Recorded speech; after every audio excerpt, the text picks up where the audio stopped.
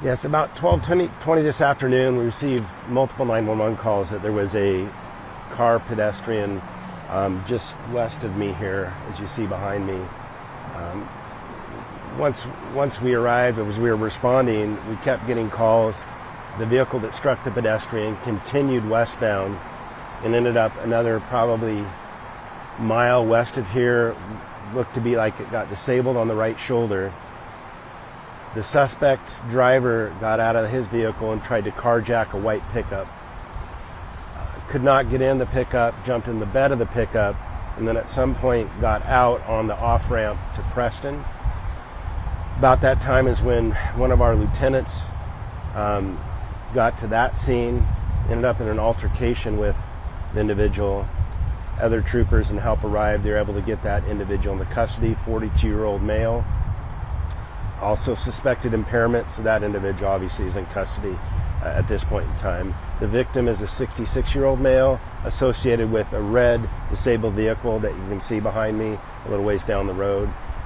Right now, we don't know speeds or anything like that. We do have a number of witnesses that called in. So probably another 90 minutes until the roadway is going to be open. But unfortunately, we have someone that's deceased. So do we know, did his car break down? Or? It looks like there's the left front tire is flat, so we're assuming that, he was broken down. We're not sure where he was at the time he was struck, whether he was walking to get help on the shoulder. We just don't have that information right now. The detectives will figure that out, map the scene, all the evidence at the scene. And the driver, what do you know about that carjack? Well, the 42-year-old suspect tried to carjack the white pickup and was not able to get into the pickup.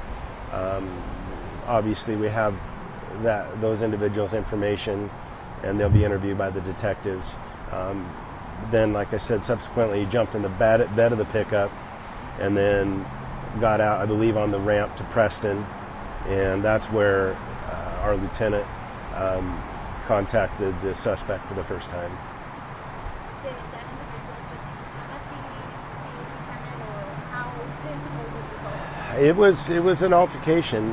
We had 911 callers, and actually a Good Samaritan stopped to help the lieutenant, and they ended up in kind of I think blackberry bushes on the side of the ramp, and then other troopers got there and they were able to place the individual into custody. So this could be, I guess, vehicular homicide if he's impaired? Right. I mean, that's what the detectives are investigating it as. Obviously it's felony hit and run because they left the scene of a serious injury or fatal crash. And then, from what I understand, they suspect impairment, so that'll be investigated also. But it looks to me like that car's in an okay place. It's all the way off the road. Right. It's actually quite some of the vehicle is actually on the dirt part of the shoulder, so that was way off the road. We just are trying to establish where that individual was when they were struck. They didn't know each other? No, not that we know of, no. So, how far those cones are from the car, is that a high speed limit? well, you can assume that. I mean, this area at that time of day, the speed limit's 70, so you can assume that's what the vehicles are traveling. The vehicle that struck the pedestrian, the suspect vehicle, was a black Toyota Sequoia, so a pretty good size SUV. So the car that's...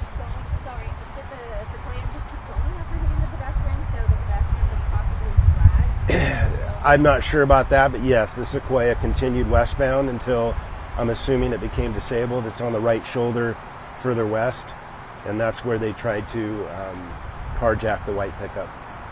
Any idea how that Sequoia was disabled? Or? There's heavy front end damage, so I'm assuming that whatever occurred there caused the vehicle to become disabled. That white pickup, sorry, I might be just a little confused. So when he had tried to carjack that white pickup, where was that white pickup? Was there, I don't know if there's a light up there or... So where the Sequoia ended up was on the right shoulder, not quite to the exit to Preston, exit 22. And so the white pickup was somewhere in that area, because from what we understand from witnesses is the individual in the Sequoia got out and was walking, westbound, and that's when they tried to carjack the white pickup.